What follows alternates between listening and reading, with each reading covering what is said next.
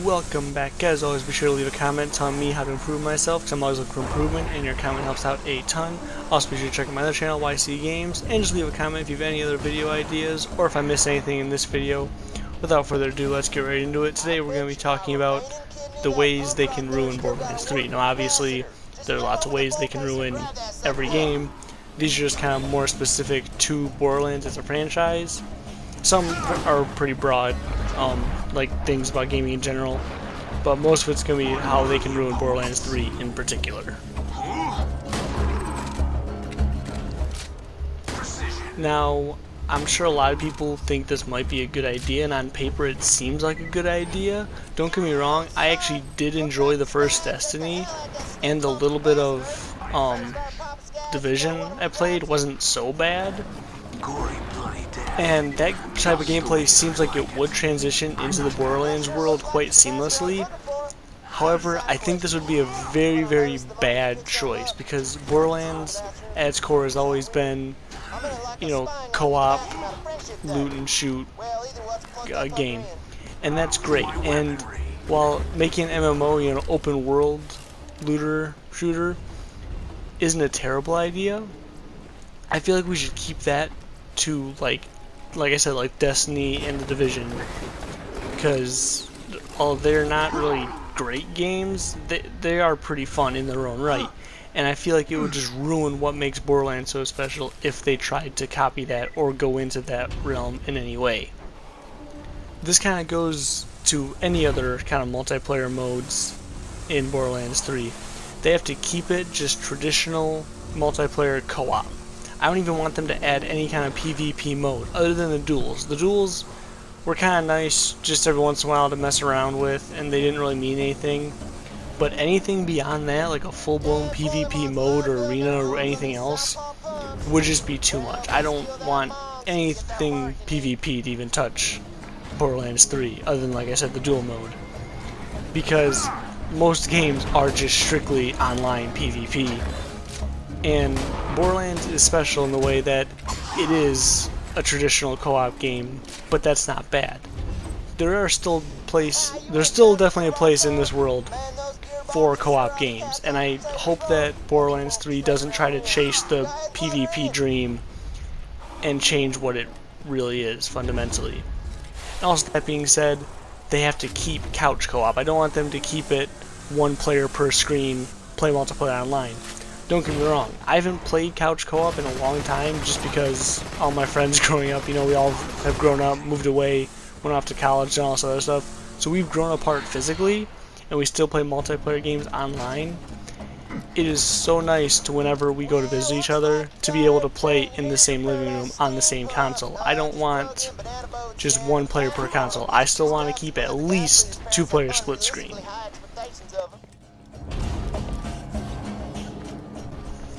Now, this isn't really an opinion or any like hard side on anything. This is just simply the game has to be well balanced. Now, past games have been fairly good about this. Yes, there were some spots in Borderlands 2 that got, you know, a huge bump, but there were like reasons behind it. As long as they can keep kind of the same pace that, like, say Borderlands 2 took, it should be alright, as long as they keep, you know, weapons within that range and enemies and all that stuff.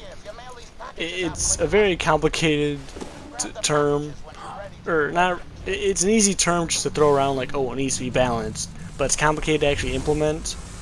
So it's very important that when they're doing the playtesting, they actually pay attention, they do the work, they get it right, because improper balancing, especially in a game like Borderlands, can just throw everything off. If you feel underpowered, like super ridiculously at any point, it can ruin the experience, especially for first-time players. So it's extremely important that they get this right. And I know that's just kind of an easy thing to say, like, oh, just get balancing right. But it is just something they have to pay special attention to. And it's an obvious thing to point out, but still something important enough to point out. Now, this is another thing that's pretty important for a Borderlands game. They have to get the Vault Hunters right. Not necessarily every single one has to fit every single playstyle, because that's just not how it's going to work. But every single one should be at least fun to play.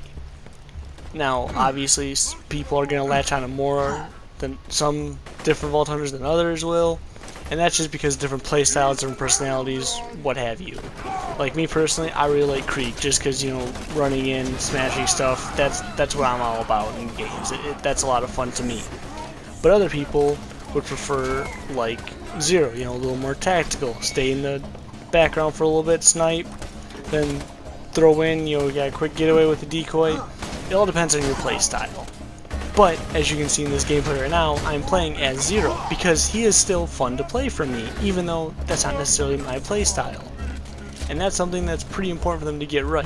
While you're not going to have your favorite Vault Hunter all the time, it's important to at least make all the Vault Hunters accessible to everyone, and be fun to play. That's the most important, just be fun to play as them.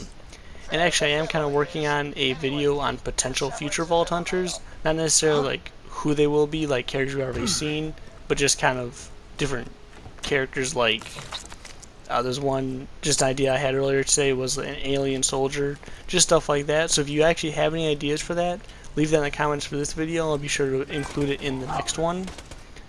So yeah, moving on.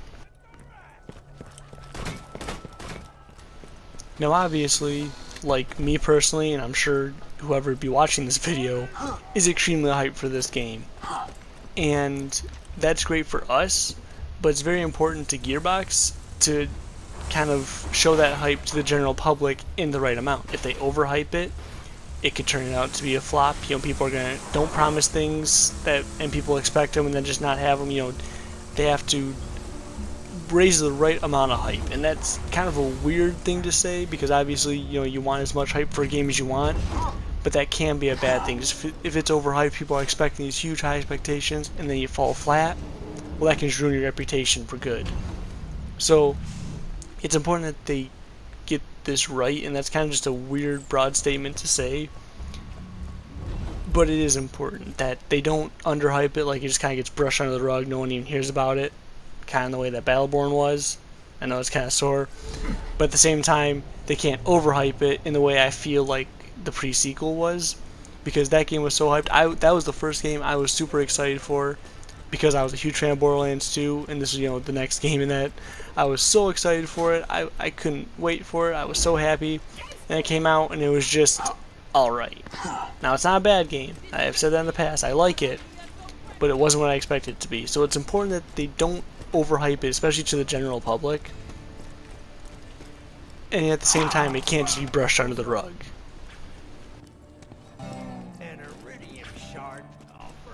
Now this one's kind of a broad statement for any game being released, especially like nowadays, is that we cannot have any corporate meddling, or at least very little, because corporate meddling has ruined so many recent games lately, it drives me crazy. And I can't honestly see it completely ruining Borderlands 3. It'd be completely it's completely possible.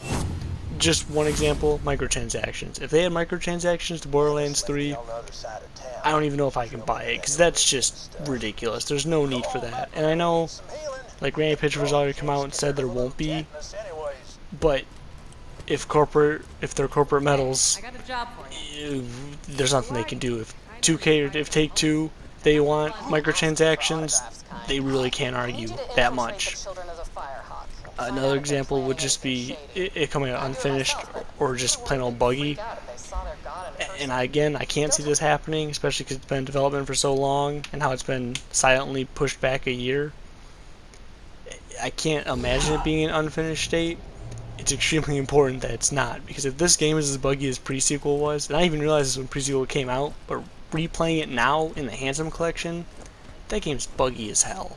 And it drives me crazy, because they had so much time to fix that. I realized the studio shut down all that stuff, but Borderlands 3 cannot be released in that state. It's bad. I witnessed you enter the lair of the Firehawk and return. That's about it for this one. Obviously, there's a lot of factors that can go in to making Borderlands 3 bad. Like I said many times before, I cannot see it being a bad game, but they definitely have to avoid these things if they want it to rise above. So I'm sure I missed a lot. I try to keep it more directed towards things that could make a Borderlands game in particular good or bad. So definitely leave me a comment if you know of any other things that could make this game in particular bad.